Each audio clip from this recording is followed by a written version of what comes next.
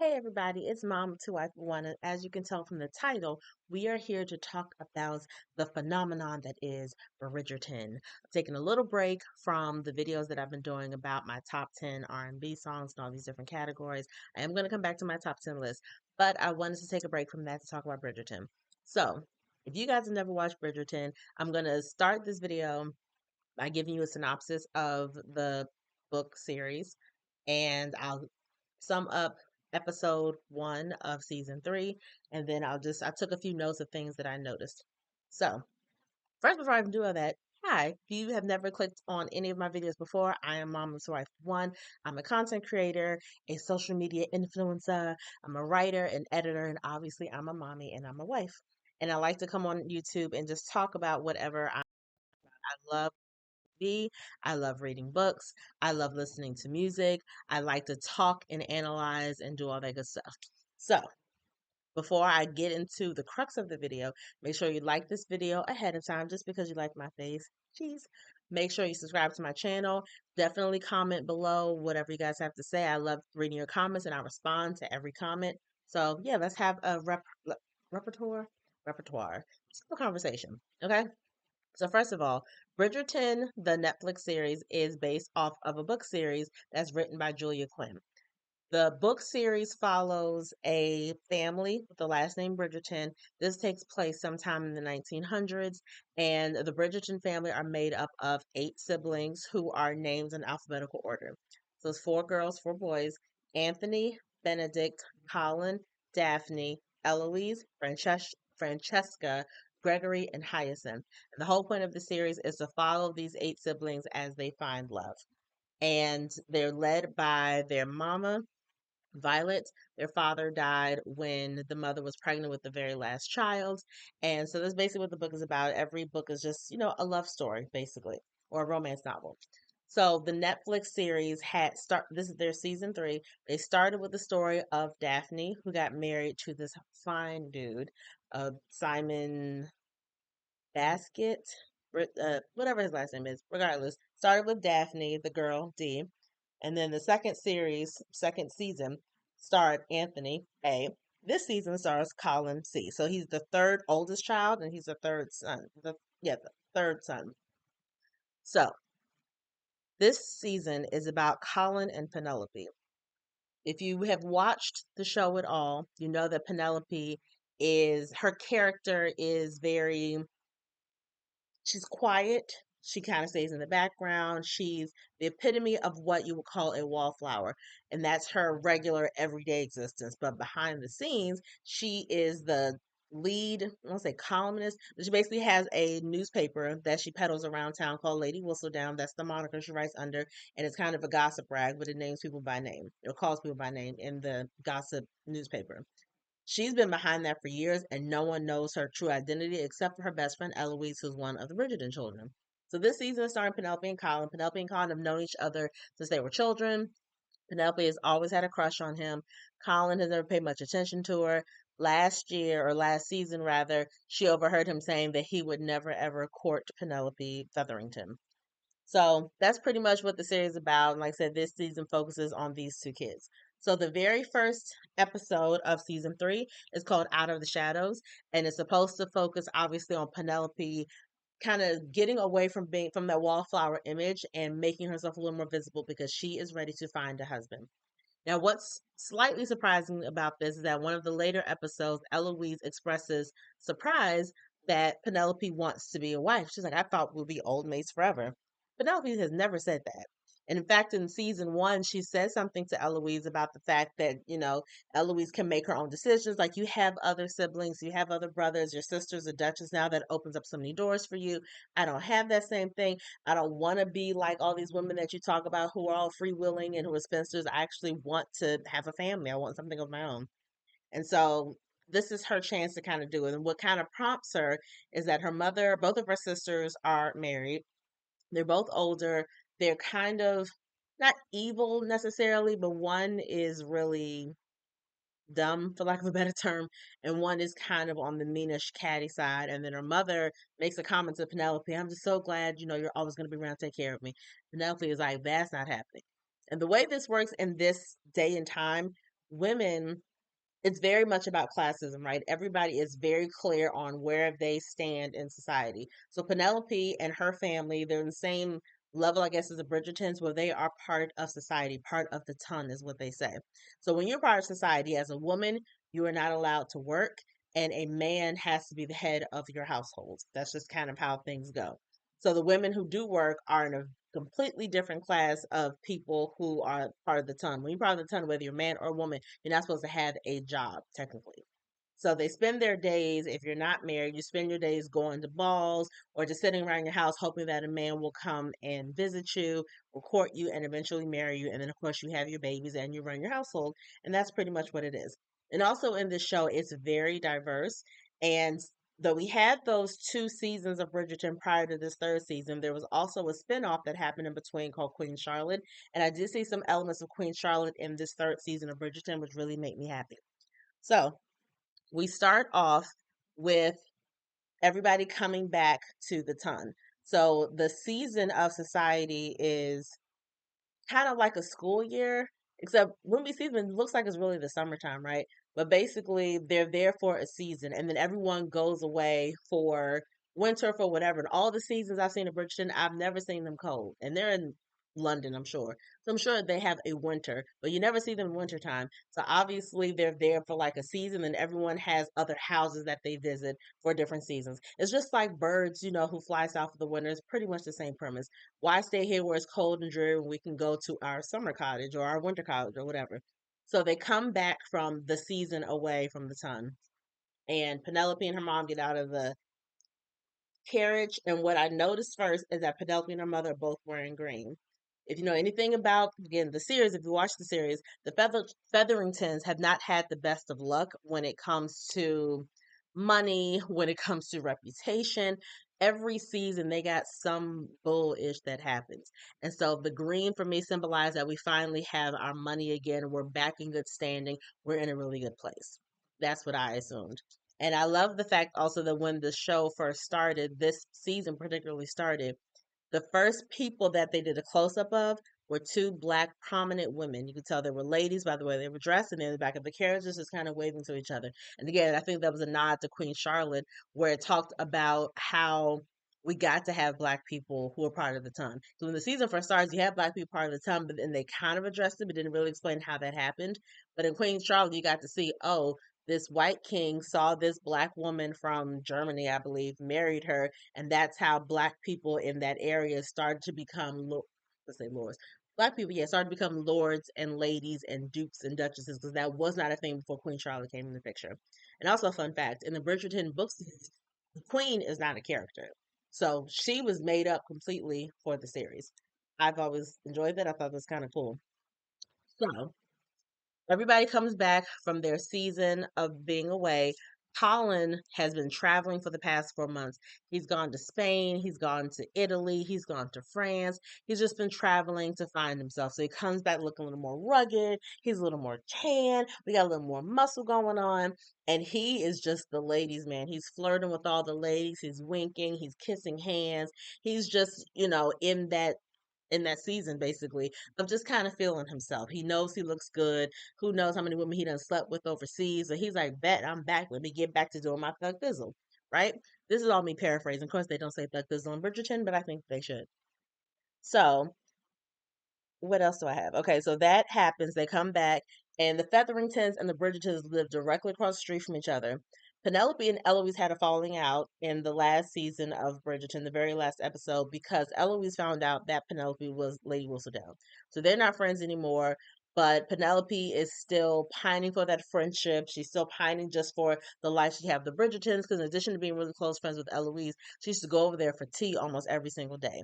And she loved just being around the camaraderie of these siblings, who, of course, bicker because there's 8 of them, but they had genuine love for each other, genuine respect for each other. They actually had each other's back, as opposed to her household, where it's, first of all, surrounded by women, and none of the women show her any kind of respect or any kind of love or anything like that. So she loved kind of escaping to the Bridgerton house, but now that's gone. And what I found was interesting that again, the title of the episode is Out of the Shadows.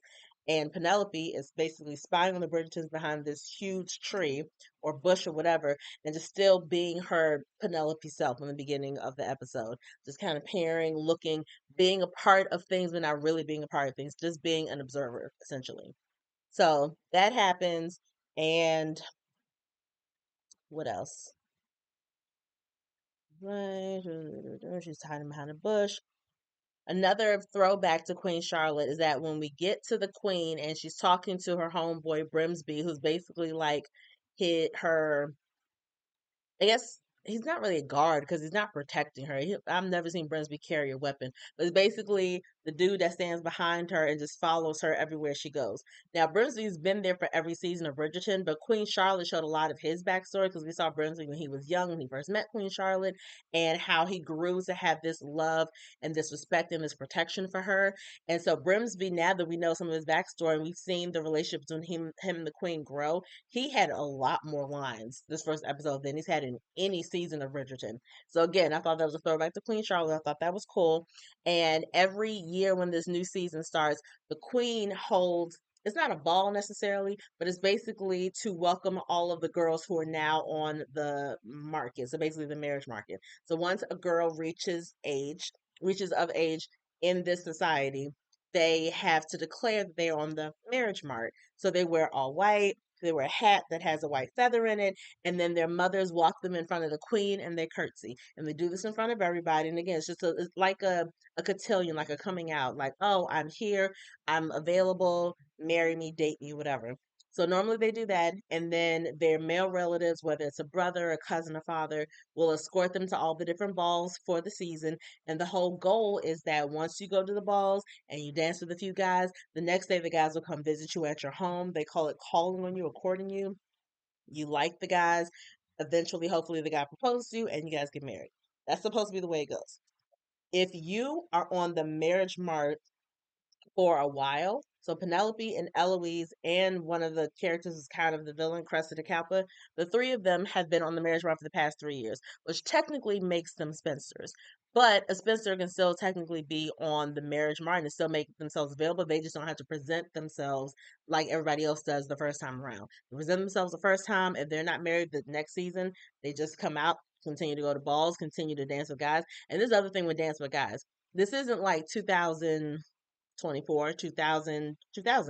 Going to a club, if I'm feeling a song and there's a guy next to me, he seems to be feeling the song, and I can tell he ain't got a girlfriend, he's not with the woman, I would get right in front of him and just start dancing with him. Back in this time, if you wanted to dance with someone, the girls would carry a string around their wrist that would have a little index card attached to it, and men would come over and write their names on it. It was their dance card.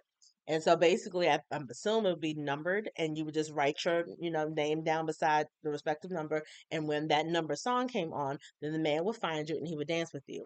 And if you dance with a man more than once, that would get tongues wagging. Oh my gosh, they danced twice at the ball. He must really be into her. That's kind of inappropriate. Bunch of really stupid rules, but that's kind of how it goes.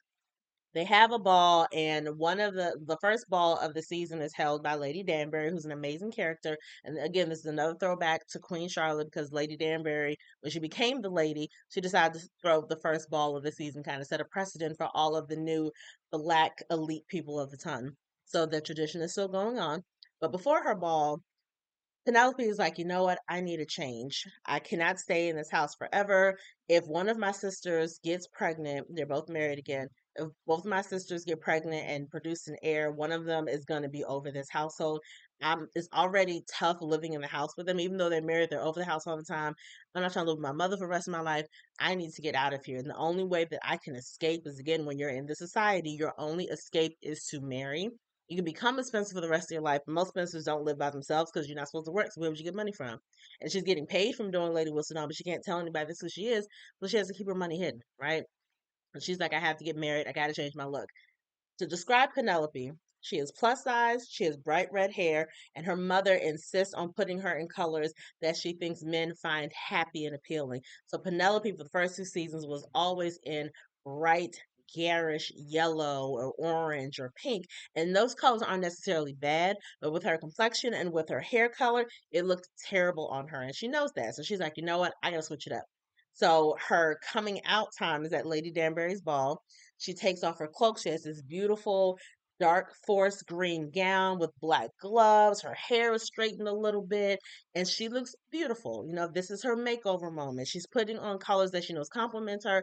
And the thing is, you can do that once you're of quote unquote spinster age, because it's like, what I got to lose? I've been on the market for 3 years, so why not? She finds, though, that when she dresses like this, men are giving her attention. She doesn't know how to just be herself when men are giving her attention because she's so used to being a wallflower. And I kind of make that notation. If you spend all your life being a wallflower and just observing people, and especially when you're a writer, I'm a writer as well, so I kind of get it. If you're a writer, you are used to looking at things around you, not really being a part of things, though. You're observing what's happening, you're creating storylines in your head, or you're thinking of what the title of your next article is going to be, or whatever it is. So you're not really a part of what's going on. You basically have a bird's eye view, and you're just kind of chronicling what you see.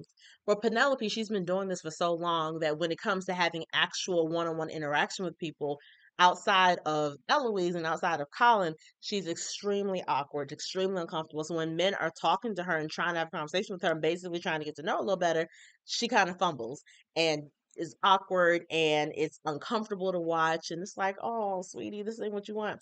So she ends up finding herself back on the wall where she starts talking to Francesca, who is Eloise's younger sister, and this is her first year on the mark. And we find that I don't know why I can't say this little girl's name.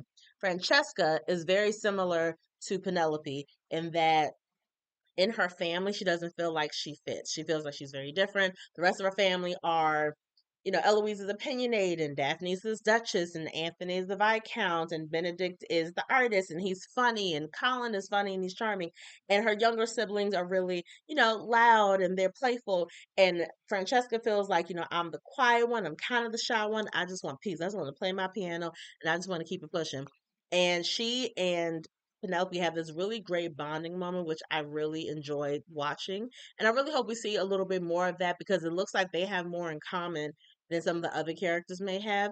And Penelope really doesn't have any friends. And now that Eloise isn't talking to her anymore, she's never been friends with her sisters, really. She doesn't really have anybody to confide in like that. So it was a really tender moment to her and Francesca. And Penelope was really talking to her like a big sister was talking to a little sister. So I enjoyed that particular moment. I thought that was very sweet. So they have the ball. It's kind of a disaster for Penelope because she's awkward with the guys. And then the mean chick, Cressida, steps on her dress and rips it because Cressida is not the nicest person. She's very insecure and she just likes to tear people down because she can. So when Penelope runs away, Colin runs after her and she basically tears into him like, yo, you told everybody last year you would never ever date me. Like, how dare you? Like, you were so cruel. You ain't supposed to be like that. Man, get out my face. And she gets on the carriage and she goes back home. So of course he's properly chastised, like, oh, I can't believe I hurt my friend. And so he comes to her house the next day and is like, I really apologize. She was like, it's fine, whatever, you're right. Who would want to court me? I want to get married, but don't nobody want to marry me. He's like, bet. How about I work with you and I'm gonna teach you how to be charming because it can be taught. So let's shake on it. We cool, great. But then before they had that moment when she had chastised him, she went home and immediately wrote a Lady Whistledown piece about him and about how he's changed, but is it genuine? Who knows who he's trying to fool? I didn't think it was that scathing personally, but it was like, okay, you're talking about Colin. Great, whatever. What else is new? And so basically, the episode ends with him vowing, if I find out who Lady Wilson is, I will ruin her because she's tried to ruin my family multiple occasions, and I ain't having that. So that's how it ends with him faking having revenge on Lady Wilson. I've ever found out who she is, and she making this deal with Colin that he's going to teach her how to be charming so that she can find a husband. So that's pretty much what happened. So some of my notes. I love that now that Penelope is the lead character, we get to hear her voice more. Because even with Lady Whistledown, it's like a voiceover, but it's not the character's voice doing the voiceover. The voiceover is done by, if I remember correctly, Julie Andrews, who is the original Mary Poppins. She does the voiceover for Lady Whistledown. But Penelope as a character, because she's always been the wallflower, for the most part, not that she's been quiet, but we don't get to hear her talking often. And so I love hearing her speak. And I also love that we get to see different sides of her. Like she is awkward around the new guys. She's kind of funny when it comes to Eloise. She and Colin can just talk regularly, but I love the snarky version of Penelope. She saves the snark for her sisters, but I did question why she's able to be snarky with them, but like when Cressida does some, shady stuff to her, she doesn't know how to be snarky with her. I don't know if because she's used to Cressida. I don't know if she's scared of what Cressida is going to say or do to her, but I've never seen her stand up to her, and I would love to see that at some point. Hopefully, in part two of this season, we'll get to see that. But I love the snark that she has for her sisters. Like that absolutely makes me happy. Let's see. Okay, one thing I noticed is that whenever a woman is approached by a man, no matter who it is, well, I don't say matter who it is, a man of the ton, right? So we're talking a viscount, a lord, a duke. As soon as that man approaches you, you immediately bow. Like, good evening, Lord such and such, or good evening, Mr. Whatever. And when Colin first comes to Penelope, she doesn't bow to him. And I think part of that was the fact that she was still pissed with him. And I think the other part was that it shows the familiarity that they have with each other. They've known each other, I think, since they're probably like 5 or 6 years apart. So I think she met him when she was like 12 years old. So she's known him really all of her life. But I did notice that she didn't bow to him, and no one like made a big deal out of it because they're like, oh, that's Penelope and Colin. They're neighbors. They're long lost friends. Long lost, long lot, long. Lip. Can't talk, but I swear I know words. They have been friends for a very long time. So I noticed that. And I talked about how many writers are socially awkward. I don't think I am. I think I can be at times. Let's see. Charlotte, who's the queen, and Agatha's Lady Danbury. I absolutely love their friendship. And Queen Charlotte, we got to see how the friendship started. And I love that in each season of Bridgerton, we get to see them, we get to have more scenes with the two of them. And having these two dynamic black actresses on screen at the same time is a beautiful thing to witness because you have Queen Charlotte, who is very honest, who's very secure, who's been a boss for a very, very long time. She became queen, I think, when she was in her 20s, and she birthed like 15 babies. And she's basically been running this country because her husband has a lot of mental health challenges. And I just love how strong she is as a character. And then Lady Danbury, we don't have enough of her backstory. We saw a little bit of it in Queen Charlotte, so we know about her late husband. We know that he was significantly older than she was and that she has 4 kids and they're all in boarding school, but we've never seen her with her children. So I don't know if we ever will, but she's just a woman who speaks her mind. She, she, in the book, she is someone who is extremely blunt, who a lot of people kind of shy away from because she's just so outspoken, because she doesn't care what anybody thinks. And I love how they kind of took that interpretation. I love how the actress made the interpretation of the book character into what it is on screen. Because on screen, she's not as mean, I guess, kind of mean, I guess, as the character in the book. In the series, she's not mean, but she's very open and honest. She definitely fights for what she believes in.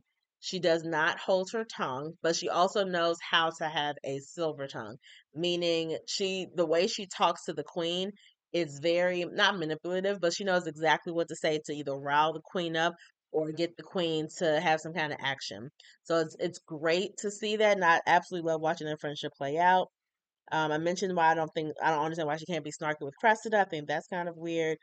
And they have a moment where Eloise is talking to Cressida and they talk about society and just being out in society and how during that time, society doesn't really create a space where women can befriend each other because you think about it, the women come out and the whole point is to get married. So now you're competing for all the men that are in the ton, and it creates obviously that sense of competition. It creates jealousy.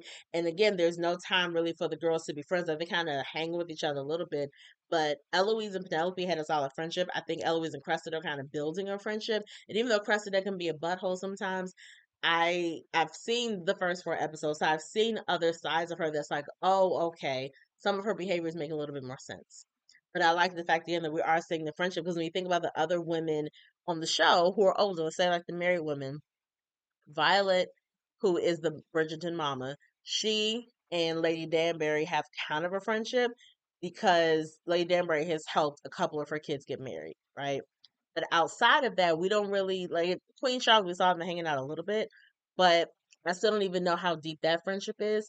And Agatha and the Queen, Lady Danbury and the Queen, have a really, really good friendship, which I enjoy.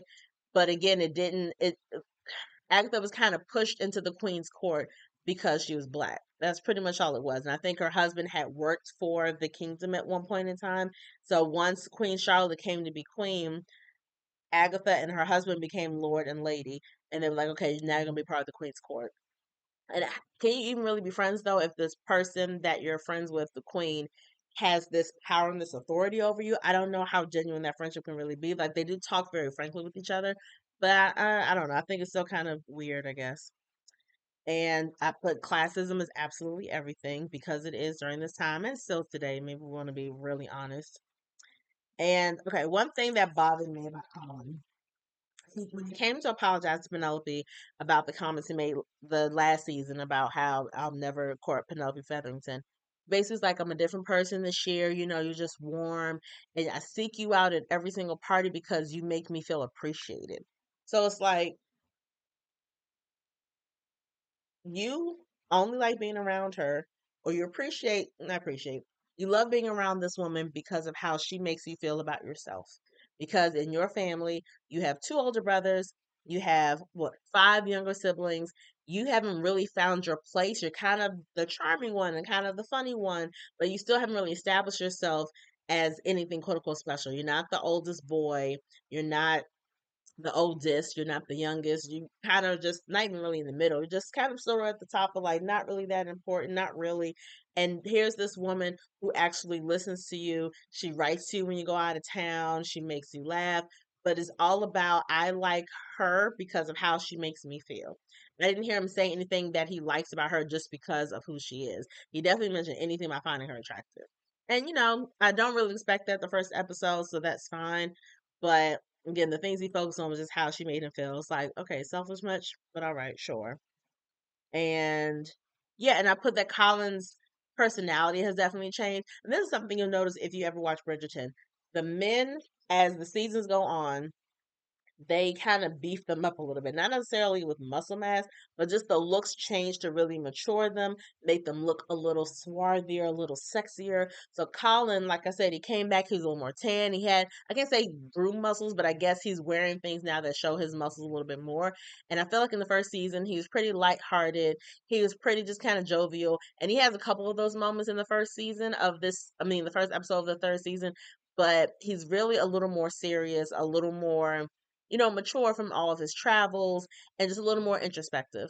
So we'll see what happens the rest of the episodes. Like I said, I've watched the first four episodes, but I wanted to wait and give everyone a chance to watch them before I came on here and did my review and recap.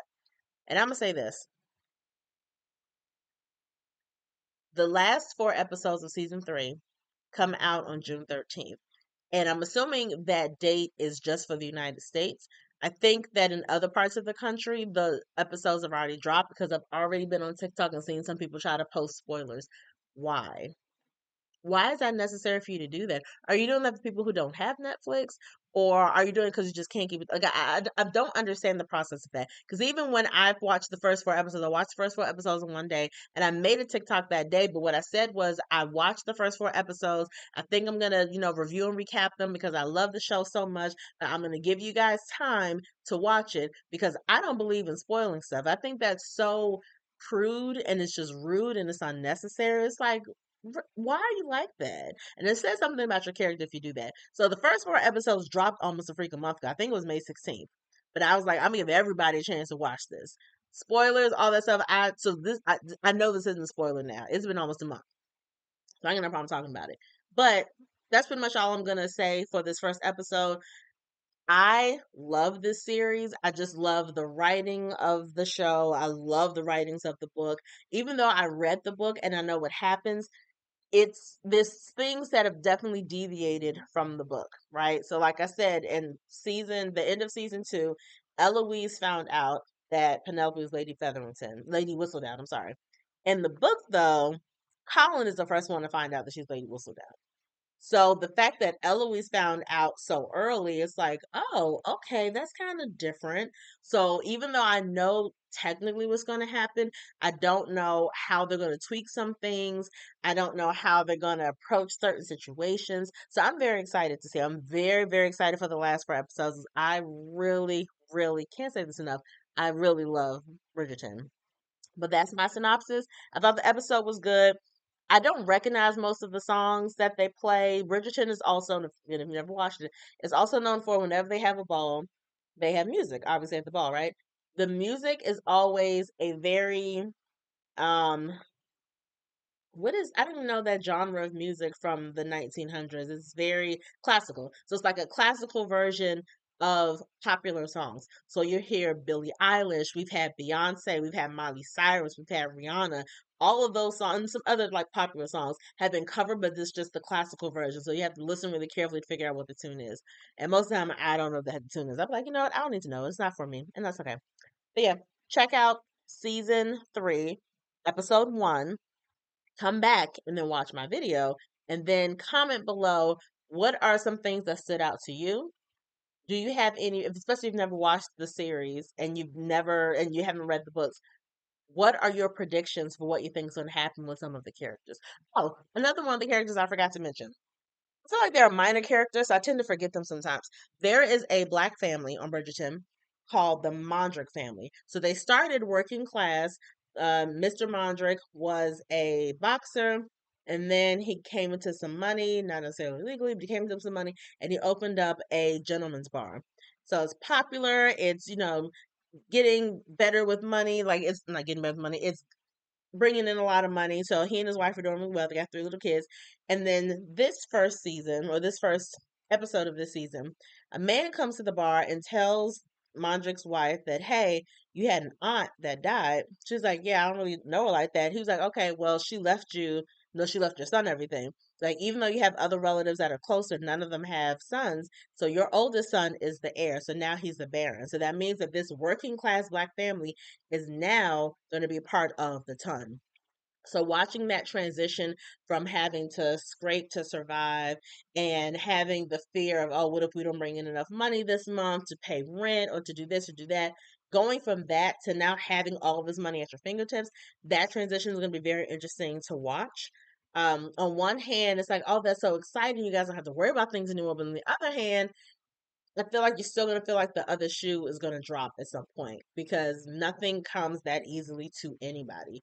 So this episode, all we saw was her and her family getting the news, and then them going to visit this mansion, and the people in the front, the servants, bowing to her son, who looks like he can't be older than maybe 8 or 9, and now having this royal title of a baron is going to be very, very interesting to watch. I don't think it's going to all be great, but I think it'll be interesting nonetheless. But that was episode 1 of season 3 of Bridgerton. I will do I keep saying season. I will do episode 2. I'd like to do episode 2 tomorrow, if possible. Now, I don't know how realistic this is, but if possible, I'd like to do all 4 episodes of the first part this week and then watch the 4 episodes, the remaining 4 episodes of the season, and then drop those maybe not next week, but maybe the week after next. 'Cause again, I'm not trying to spoil anything for anybody. I want to give everybody a chance to watch these episodes if you plan to watch them. Regardless, I'm not gonna make any promises. I'll do episode 2 when I can do episode 2, hopefully sometime this week. But if not, you'll get episode 2 at some point. I'm still working on my top 10 list. I have my top 10 soundtracks I'm gonna do and my top 10 duets that I'm gonna do. But this is Mom to Wife 1. Again, make sure you like this video, share this video, subscribe to my channel, comment below, and I will see you guys soon. Peace.